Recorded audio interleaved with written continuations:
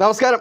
പ്രിയപ്പെട്ട ബോച്ചയോടുള്ള എല്ലാ സ്നേഹവും നിലനിർത്തിക്കൊണ്ട് തന്നെ പറയട്ടെ, എനിക്ക് താങ്കളോട് അത്ര അധികം സ്നേഹമുള്ള ഒരു വ്യക്തിയാണ്. താങ്കൾക്ക് വേണ്ടിയിട്ട് ഇതിനു മുൻപ് ഞാൻ വീഡിയോസുകളും ചെയ്തിട്ടുണ്ട്. അത് എൻ്റെ ഫേസ്ബുക്ക് പേജുകളിൽ നോക്കിക്കഴിഞ്ഞാൽ അത് അറിയാൻ കഴിയും. ഈ റഹീമിന് വേണ്ടിയിട്ടും ഞാൻ വീഡിയോസുകൾ ചെയ്തിട്ടുണ്ട്. അതും നിങ്ങൾക്ക് നോക്കിക്കഴിഞ്ഞാൽ കാണാൻ കഴിയും. ബോച്ച നടത്തിയ ഒരു പത്രസമ്മേളനത്തിൽ ബോച്ച പറഞ്ഞ കാര്യങ്ങളിലെ തെറ്റുകൾ അത് തിരുത്തണം എന്നുള്ള ഒരു ബാധ്യസ്ഥത ഉള്ള വ്യക്തിയാണ് ഞാൻ. കാരണം എന്താ വെച്ച് കഴിഞ്ഞാൽ ഞാൻ ഒരു പ്രവാസിയാണ്, ഹൗസ് ഡ്രൈവറാണ്. കാരണം ബോച്ച പറഞ്ഞ ആ വാക്കുകൾ എടുത്തുകൊണ്ട് ആ വീഡിയോയുടെ ആ പ്രസ് മീറ്റിന്റെ കട്ടിങ്ങുകൾ എടുത്തുകൊണ്ട് ചില പ്രൊഫൈലുകൾ ഇങ്ങനെ പ്രചരിപ്പിക്കുന്നുണ്ട്. ഇതാണ് സുഡാപ്പികളും സഗാപ്പികളും ഒക്കെ പറയുന്ന ആ മധുര മനോഹര നിയമം എന്ന് പറഞ്ഞുകൊണ്ട് ഈ പറയുന്ന GCC കൺട്രികളിലെ നിയമങ്ങളെ പറ്റിക്കൊണ്ട് പല രീതിയിലുള്ള കാര്യങ്ങൾ ജനങ്ങൾ പ്രചരിപ്പിക്കുന്നുണ്ട്, പറയുന്നുണ്ട്. അപ്പൊ ബോച്ച പറഞ്ഞ ആ കാര്യങ്ങൾ ആദ്യം നമുക്കൊന്ന് കേൾക്കാം. എന്നിട്ട് അതിനെക്കുറിച്ച് വളരെ കൃത്യമായിട്ട് അതിന്റെ പ്രൂഫുകൾ ഉൾപ്പെടെ എന്താണ് ഇതിന്റെ സംഭവം എന്നുള്ളത് വളരെ കൃത്യമായിട്ട് ഞാൻ ഈ വീഡിയോയിലൂടെ പറയുന്നുണ്ട്. അതിന് നിങ്ങൾ എനിക്കെതിരെ ഏത് രീതിയിലുള്ള സൈബർ ആക്രമണം നടത്തിയാലും അത് എന്നെ സംബന്ധിച്ചിടത്തോളം ഒരു വിഷയമല്ല. കാരണം തെറ്റ് കണ്ടു കഴിഞ്ഞാൽ അല്ലെങ്കിൽ പറയുന്നത് തെറ്റാണ്, ആ പ്രസ്താവന തെറ്റാണെന്ന് മനസ്സിലായി കഴിഞ്ഞാൽ അതിനെതിരെ ഞാൻ പ്രതികരിക്കും. അത് ആര് തന്നെ ആയിക്കഴിഞ്ഞാലും അവർക്കെതിരെ ഞാൻ അതിന്റെ സത്യങ്ങൾ വിളിച്ചു പറയാറുണ്ട്. അത് എന്നെ സംബന്ധിച്ചിടത്തോളം എൻ്റെ ക്യാരക്ടർ അതാണ്, എൻ്റെ സ്വഭാവം അതാണ്. അപ്പൊ അത് ജനങ്ങൾക്ക് മുൻപിൽ ഞാൻ പറയുക തന്നെ ചെയ്യും, അവതരിപ്പിക്കുക തന്നെ ചെയ്യും. കാരണം എന്താ വെച്ച് കഴിഞ്ഞാൽ ഇത് ഞങ്ങൾ പ്രവാസികളെ സംബന്ധിച്ചിടത്തോളം ഞങ്ങൾക്ക് ഇത് താങ്ങാൻ കഴിയില്ല, ഞങ്ങളുടെ ഫാമിലിക്ക് ഇത് താങ്ങാൻ കഴിയില്ല. കാരണം ഇത് ഞങ്ങളെ പ്രവാസികളെ കുറിച്ചാണ് നിങ്ങൾ പറഞ്ഞിട്ടുള്ളത്. അപ്പൊ ആ ഒരു തെറ്റിദ്ധാരണ നിങ്ങളിലുണ്ട് എന്നുണ്ടെങ്കിൽ നിങ്ങൾ മൂലം പല ജനങ്ങളിലും ആ തെറ്റിദ്ധാരണ എത്തിയിട്ടുണ്ട്. ആ തെറ്റിദ്ധാരണ തിരുത്താൻ വേണ്ടിയിട്ടാണ് ഞാൻ ഇങ്ങനെ ഒരു വീഡിയോ ചെയ്യുന്നത് തന്നെ എന്നുകൂടെ ഞാൻ എടുത്തു പറയാണ്. എന്തായാലും ബോച്ച പറയുന്ന ആ ഒരു വീഡിയോ നമുക്കൊന്ന് കാണാം. ഇവിടെയൊക്കെ നമ്മുടെ ജനാധിപത്യ രാജ്യത്ത് വക്കീലും അല്ലെങ്കിൽ വാദങ്ങളും കാര്യങ്ങളും അതിൻ്റെ സ്വാതന്ത്ര്യങ്ങളൊക്കെ ഉണ്ട്. എനിക്ക് പല അനുഭവങ്ങളും അവിടെ എനിക്ക് അറിയുന്നവരുണ്ട്. കോടതിയിൽ അതായത് ഒരു സ്പോൺസർ എന്താണ് എഴുതി കൊടുക്കുന്നത്, അവിടുത്തെ ഒരു ഡ്രൈവറെ കുറിച്ചോ അവിടുത്തെ ഒരു വേലക്കാരൻ കഴിഞ്ഞ് കഴിഞ്ഞാൽ ഒരു അടിമകളെ പോലെയാണ്. അതൊക്കെ സത്യമായിട്ടുള്ള കാര്യമാണ്. മനുഷ്യർ ഇപ്പോൾ പല രാജ്യത്തും മലയാളികൾ പോയി വർക്ക് ചെയ്യുന്നുണ്ട്, അവരോടുള്ള സമീപനവും കാര്യങ്ങളൊക്കെ വ്യത്യാസമാണ്. ഇവിടെ ഇതൊരു അടിമകളെ പോലെ വാങ്ങുന്ന പോലെയാണ്. അവർ അണ്ടറിൽ വന്നു കഴിഞ്ഞാൽ പിന്നെ പാസ്പോർട്ട് വാങ്ങിച്ചു വെക്കുക, പിന്നെ ഒരു അടിമയാണ്, ഒരു സ്ഥലത്തേക്കും പോകാൻ പറ്റില്ല, സ്വാതന്ത്ര്യമില്ല. തെറ്റിക്കഴിഞ്ഞാൽ കളവാണോ എന്താണോ അവർ എഴുതി കൊടുക്കുന്നത്, ആ സ്പോൺസർ എഴുതി കൊടുത്താൽ അത് FIR ആവും. ആ FIR കഴിഞ്ഞാൽ കോടതിയിലെത്തുന്ന വിധിയും അത് തന്നെ. ഭൂരിപക്ഷം പഠിച്ചു നോക്കിയാൽ കാണാം, വിധി സ്പോൺസർ പറയുന്നതാണ് ജഡ്ജ്മെന്റ്. അത് വിട്ടിട്ട് വാദിക്കാനോ അവിടെ വെരി എക്സ്പെൻസീവ് അഡ്വക്കേറ്റ്സ് ഒക്കെ ഇവിടുത്തെ പോലെയല്ല. അറബിയിൽ എന്തൊക്കെയോ പറയും, ട്രാൻസ്ലേഷനൊക്കെ ഉണ്ടെന്ന് പറയും. നമ്മൾ മനസ്സിലായാലില്ലെങ്കിലും പ്രതി നിന്നിങ്ങനെ തലയാട്ടിക്കൊണ്ടിരിക്കും, അവിടെ എഴുതിക്കൊണ്ടിരിക്കും. തീരുമാനമാണ്. അല്ലാണ്ട് വാദിച്ച് ജയിച്ചവിടുത്തെ പോലെ നല്ല വക്കീലിനെ വെച്ച് അതിന്റെ പോയിന്റ്സിലേക്ക് കടന്നിട്ട് ആർഗ്യ ചെയ്തുകൊണ്ട് ഫൈറ്റ് ചെയ്തുകൊണ്ട് നിരപരാധിത്വം തെളിയിക്കുന്ന സംവിധാനങ്ങളൊക്കെ കുറവാണ്. തീർച്ചയായിട്ടും ഓരോ രാജ്യങ്ങളും ഓരോ കാലഘട്ടത്തിലാണ് പല മാറ്റങ്ങൾ വന്നിട്ടുള്ളത്. എന്നതുകൊണ്ട് തന്നെ വൈ നോട്ട് നല്ല മെസ്സേജുകൾ കൊടുക്കുക. അപ്പോൾ ബോച്ച ഈ പറഞ്ഞ കാര്യങ്ങളാണ് ഇവർ പ്രചരിപ്പിക്കുന്നത്. അതായത് ഇവിടെ സ്പോൺസർമാർ പറയുന്നതാണ് നിയമം എന്നൊക്കെ പറഞ്ഞുകൊണ്ട്. ബോച്ചയോട് ഞാൻ ചെറിയ ഒരു ഉദാഹരണം ചോദിക്കട്ടെ. ബോച്ചയുടെ വീട്ടിൽ ഒരു അന്യ രാജ്യക്കാരനായിട്ടുള്ള വ്യക്തി ബോച്ചയുടെ വീട്ടിൽ ഒരു വീട്ടുജോലിക്ക് വന്നിരിക്കുകയാണ്. ആ വീട്ടുജോലിക്ക് വന്ന വ്യക്തി താങ്കളുടെ വീട്ടിൽ നിന്ന് എന്തെങ്കിലും മോഷ്ടിക്കുകയോ അല്ലെങ്കിൽ നിയമവിരുദ്ധമായി എന്തെങ്കിലും പ്രവർത്തികൾ ചെയ്തു കഴിഞ്ഞാൽ അതിൻ്റെ കാര്യങ്ങൾ ചോദിക്കുന്നത് ബോച്ചയോടല്ലേ? ബോച്ചയല്ലേ ഈ പറയുന്ന ഉദ്യോഗസ്ഥരോട് മറുപടി പറയേണ്ടത് അല്ലേ? അപ്പൊ ബോച്ച പറയുന്നതാണല്ലോ അവിടെ ശരി എന്ന് പറയുന്നത് അല്ലേ? അപ്പൊ അതുപോലെ തന്നെയാണ് ഇവിടെ പ്രവാസത്തിലും. കാരണം ഞാൻ ഒരു ഹൗസ് ഡ്രൈവറാണ്. ഞാൻ നിൽക്കുന്ന വീട്ടിൽ ഞാൻ എന്തെങ്കിലും കള്ളത്തരം ചെയ്തു കഴിഞ്ഞാൽ എന്നെ കുറിച്ച് അന്വേഷിക്കുന്നത് ഈ പറയുന്ന സ്പോൺസറോടാണ്. ആ സ്പോൺസറാണ് അതിന് മറുപടി പറയേണ്ടത്. പിന്നെ സ്പോൺസർ പറയുന്നത് അപ്പാടെ വിശ്വസിച്ചുകൊണ്ട് എൻ്റെ മേലിൽ കുറ്റം ചാർത്തില്ല. അതിന് പുറത്ത് ഈ രാജ്യത്തേതായിട്ടുള്ള അവരുടെ അന്വേഷണവും കഴിഞ്ഞതിന് ശേഷമാണ് കുറ്റവാളി ആണോ അല്ലേ എന്നുള്ളത് തീരുമാനിക്കുന്നത്. പിന്നെ വക്കീലിനെ വെച്ച് വാദിക്കാനും അതിനെതിരെ എന്താ പറയാ നമുക്ക് ഫൈറ്റ് ചെയ്യാനും എല്ലാ നിയമ സംവിധാനങ്ങളും ഇപ്പോൾ നിലവിൽ ഇവിടെ ഉണ്ട് എന്നുള്ള കാര്യം കൂടെ ബോച്ച മനസ്സിലാക്കുക. പിന്നെ ബോച്ച പറഞ്ഞ മറ്റൊരു കാര്യം, ഞങ്ങൾ അടിമകളാണ് എന്ന് പറയുന്നുണ്ട്. ഇത് എൻ്റെ ഇന്ത്യൻ പാസ്പോർട്ടാണ്. ഇതാണ് ഇന്ത്യൻ പാസ്പോർട്ടാണ്.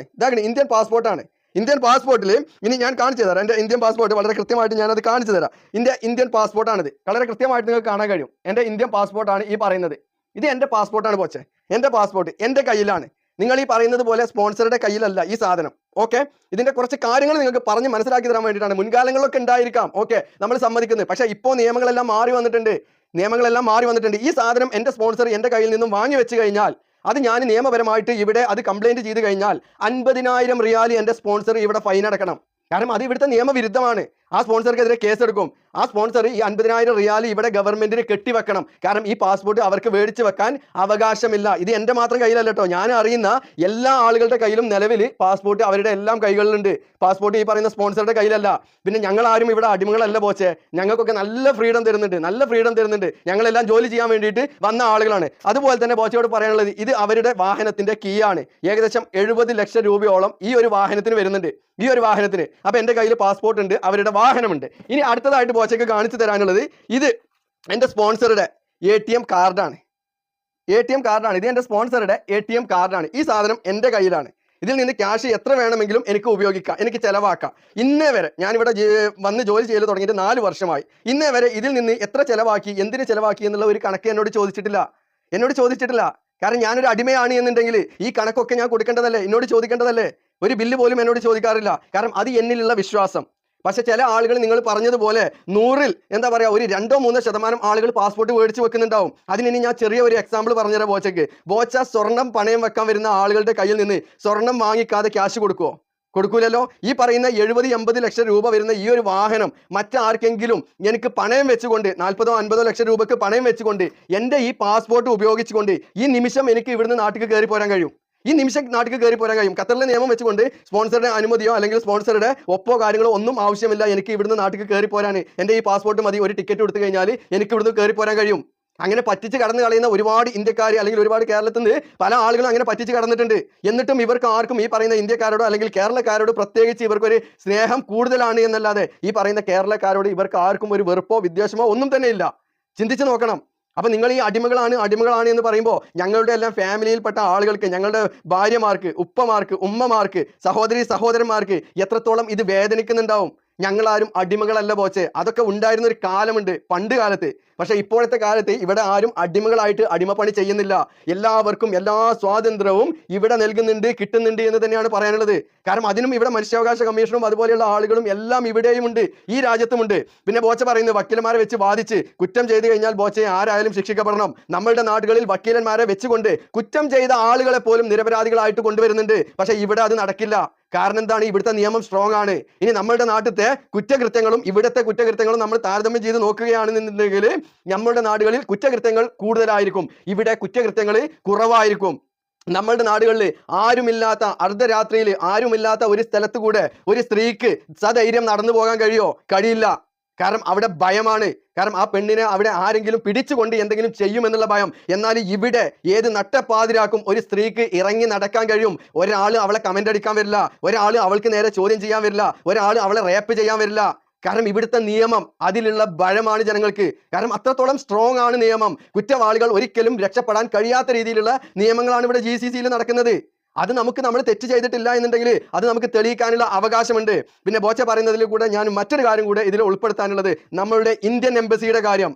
ഇവിടെ ഫിലിപ്പൈനികൾക്ക് എന്തെങ്കിലും ഒരു പ്രശ്നം ഉണ്ടായി കഴിഞ്ഞാൽ വിത്തിൻ സെക്കൻഡ്സ് എന്ന് പറയുന്നത് പോലെ അവരുടെ എംബസിയിലേക്ക് വിളിച്ചു കഴിഞ്ഞാൽ ആളുകൾ വരും. എന്താണ് പ്രശ്നം, ഏതാണ് പ്രശ്നം എന്ന് അവർ വന്ന് അന്വേഷിച്ച് അവർ എംബസിയുടെ ആളുകൾ ആ ഫിലിപ്പൈനിയുടെ കൂടെ നിന്നുകൊണ്ട് അവർക്ക് പ്രചോദനം നൽകിക്കൊണ്ട് അവരുടെ കൂടെ നിന്ന് അവർക്ക് വേണ്ടിയിട്ട് ഈ രാജ്യത്തെ നിയമത്തിനോട് യുദ്ധം ചെയ്തുകൊണ്ട് അവർ തെറ്റ് ചെയ്തിട്ടില്ല എന്നുണ്ടെങ്കിൽ അവരെ രക്ഷപ്പെടുത്താൻ ശ്രമിക്കും. നേരെ മറിച്ച് നമ്മളുടെ ഇന്ത്യൻ എംബസിയിലേക്ക് നമ്മളൊരു ഫോൺ ചെയ്ത് കഴിഞ്ഞു കഴിഞ്ഞാൽ ഈ അതൊക്കെ സഹിച്ചുകൊണ്ട് തൽക്കാലം അവിടെ നിന്നളാന്നാ പറയാ. നമ്മുടെ ഇന്ത്യൻ എംബസിയല്ലേ അവസ്ഥയാണ് ഈ പറയുന്നത്. നമ്മുടെ ഇന്ത്യൻ എംബസി ഇവിടെ അത്രത്തോളം സ്ട്രോങ് അല്ല. ഇന്ത്യൻ എംബസിയും ഇവിടെ സ്ട്രോങ് ആവണം എന്നാണ് പറയാനുള്ളത്. കാരണം ഇന്ത്യയിൽ നിന്ന് വരുന്ന ഒരു പൗരന് ഇവിടെ എന്തെങ്കിലും ഒരു പ്രശ്നം നേരിട്ട് കഴിഞ്ഞാൽ ഉടനടി ഇന്ത്യൻ എംബസിയെ വിളിച്ചുകൊണ്ട് അവരുടെ ഒരു കാര്യം പറയുമ്പോഴേക്കും അവർ ഓടിയെത്തി ആ വ്യക്തിയുടെ പ്രശ്നം എന്താണോ അതിന് പരിഹാരം കാണിച്ചു കൊടുക്കാൻ നമ്മളുടെ ഇന്ത്യൻ എംബസിക്കും കഴിയണം. അത് ഇന്ത്യൻ എംബസിക്ക് കഴിയുന്നില്ല. അങ്ങനെ എത്ര വിഷയങ്ങളിലാണ് ഇന്ത്യൻ എംബസി ഇടപെട്ടിട്ടുള്ളതെന്നൊന്ന് ചിന്തിച്ച് നോക്കിയാൽ മതി. അങ്ങനെയൊക്കെയാണ് ഇവിടുത്തെ നിയമങ്ങളും കാര്യങ്ങളും. അപ്പൊ ബോച്ച പറയുന്നത് പോലെ ഞങ്ങളാരും ഇവിടെ അടിമകളല്ല.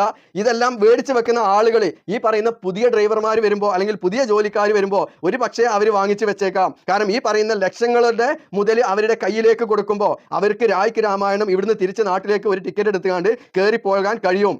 അപ്പൊ ആ ഒരു കയറി പോകാൻ കഴിയുന്നത് തടയാൻ വേണ്ടിയിട്ട് ചില ആളുകൾ പാസ്പോർട്ട് മേടിച്ചു വെച്ചേക്കാം. അങ്ങനെ മേടിച്ച് വെക്കുന്ന ആളുകൾ ഉണ്ടായേക്കാം. അതൊരു തെറ്റാണ് എന്ന് ഒരിക്കലും പറയാൻ കഴിയില്ല. അങ്ങനെ തെറ്റാണെന്ന് പറയുന്നുണ്ട് എന്നുണ്ടെങ്കിൽ ഈ പണയം വെക്കാൻ വരുന്ന ആളുകൾ സ്വന്തം നാട്ടുകാരാണ്, അറിയുന്ന ആളുകളാണ്. അവരുടെ കയ്യിൽ നിന്നും പണ്ടം വാങ്ങിക്കാതെ പണം കൊടുക്കുന്നുണ്ടോ നമ്മൾ ആരെങ്കിലും? അല്ലെങ്കിൽ ലോൺ കൊടുക്കുന്നുണ്ടോ നമ്മളുടെ നാട്ടിലെ ബാങ്കുകാർ? ഇല്ലല്ലോ, ചെയ്യുന്നില്ലല്ലോ. അപ്പൊ അതാണ് പറയുന്നത്, ഇതൊക്കെ ഓരോരോ സാഹചര്യത്തിനനുസരിച്ച് വരുന്ന കാര്യങ്ങളാണ്. അപ്പോൾ വീണ്ടും എടുത്തു പറയാനുള്ളത് ഇത് തന്നെയാണ്. ഞങ്ങളാരും ഇവിടെ അടിമകളല്ല, ഞങ്ങൾ ജോലി ചെയ്യാൻ വന്ന സർവൻറ്റുകൾ മാത്രമാണ് എന്നാണ് പറയാനുള്ളത്. കാരണം ഞങ്ങൾ ഇവരുടെ ജോലിക്കാർ മാത്രമാണ്. കാരണം ഈ ശമ്പളം എൻ്റെ നാട്ടിൽ കിട്ടില്ല, അതുകൊണ്ടാണ് ഇവിടെ വന്ന് ജോലി ചെയ്യുന്നത്. കാരണം എനിക്ക് സാലറി എന്ന് പറയുന്നത് 2200 റിയാലാണ്, ഏകദേശം നാട്ടിൽ 50,000 രൂപ വരും. ഞാനൊരു ഹൗസ് ഡ്രൈവർ ജോലി ചെയ്യുന്നത്. ഇന്ന് ഞാൻ ഡ്യൂട്ടി ചെയ്ത സമയം എന്ന് പറയുന്നത് കേവലം 2 മണിക്കൂറാണ്.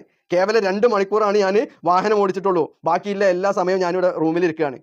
എൻ്റെ ജോലി എന്ന് പറയുന്നത് അങ്ങനെയാണ്. അങ്ങനെ പല ആളുകൾക്കും ഓരോ ടൈമും കാര്യങ്ങളും ഒക്കെ വെച്ചുകൊണ്ടുള്ള ജോലികൾ തന്നെയാണ് ഇവിടെ ഉള്ളത്. അപ്പൊ അതിൻ്റെതായ രീതിയിലുള്ള ശമ്പളം കിട്ടുമ്പോൾ ആരായാലും ഇവിടെ വന്ന് ജോലി ചെയ്തു പോകും. അത് ഇവിടെ എന്നല്ല, പല രാജ്യങ്ങളിലും അതിൻ്റെതായ നിയമങ്ങളും കാര്യങ്ങളും വെച്ചുകൊണ്ട് തന്നെയാണ് എല്ലാ രാജ്യങ്ങളിലും എല്ലാ ജനങ്ങളും ജീവിക്കുന്നത്. അടിമത്തത്തിന്റെ കാലം ഉണ്ടായിരുന്നു, അത് പണ്ട് കാലങ്ങളിൽ. ഇപ്പോൾ ഈ പറയുന്ന അടിമത്തമില്ല എന്നുള്ള കാര്യം ബോച്ചെ ഓർക്കുക എന്ന് മാത്രമാണ് പറയാനുള്ളത്. ഈ ഒരു തെറ്റിദ്ധാരണ ഞങ്ങൾ പ്രവാസികൾക്കിടയിൽ, പ്രവാസി കുടുംബങ്ങൾക്കിടയിൽ പരന്നിട്ടുണ്ട്. അതുകൊണ്ടാണ് ഇങ്ങനെ ഒരു വീഡിയോ ചെയ്യേണ്ട ഒരു അവസ്ഥ വന്നത്.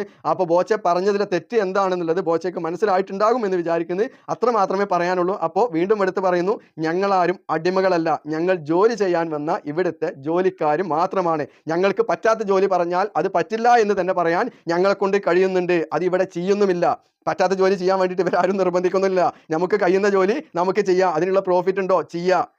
അപ്പൊ അങ്ങനെയൊക്കെയാണ് ഇവിടുത്തെ കാര്യങ്ങൾ. കാരണം ഞാനൊരു ഹൗസ് ഡ്രൈവറാണ് എന്ന് പറഞ്ഞിട്ടും ഞാൻ ഇവിടുത്തെ പല ജോലികളും ചെയ്യുന്നുണ്ട്. അതായത് ഇലക്ട്രിക് പരമായിട്ടുള്ള ജോലികൾ ചെയ്യുന്നുണ്ട്, പ്ലംബിംഗ് ചെയ്യുന്നുണ്ട്, പെയിന്റിങ് ചെയ്യുന്നുണ്ട്. ഇതിനൊക്കെ എനിക്ക് പ്രോഫിറ്റ് ഉണ്ട്. എൻ്റെ ഈ സാലറിക്ക് പുറത്ത് പ്രോഫിറ്റ് ഉണ്ട്. അപ്പൊ അതാണ് പറയുന്നത്, നമുക്ക് പ്രോഫിറ്റ് കിട്ടുന്ന ജോലിയാണെന്നുണ്ടെങ്കിൽ നമുക്കത് ചെയ്യാം. പക്ഷെ ഞാൻ പഠിച്ചിട്ടുള്ളത് ഇത്ര മാത്രമാണ്, ഒരാളത് കക്കാനോ പിടിച്ചു പറിക്കാനോ നിൽക്കരുത്. അങ്ങനെ സമ്പാദിക്കുന്നതിനെക്കാളും നല്ലത് എന്തൊരു ജോലിയും അന്തസ്സോടെ ചെയ്തുകൊണ്ട് അതിൽ നിന്ന് കിട്ടുന്ന ആ ഒരു ശമ്പളം കൈപ്പറ്റുക. അതാണ് എൻ്റെ ഒക്കെ തിയറി എന്ന് പറയുന്നത്. അപ്പോൾ ബോച്ചയോട് ഇത്ര മാത്രമേ പറയാനുള്ളൂ. താങ്കൾ ഈ പറഞ്ഞ ഒരു പ്രസ്താവന അത് തികച്ചും തെറ്റാണ് എന്ന് മാത്രം പറഞ്ഞുകൊണ്ട് നിർത്തുന്നു. അപ്പോൾ എന്തായാലും നമുക്ക് വീണ്ടും കാണാം അടുത്ത വീഡിയോയിൽ മറ്റൊരു വിഷയമായിട്ട്. ബൈ.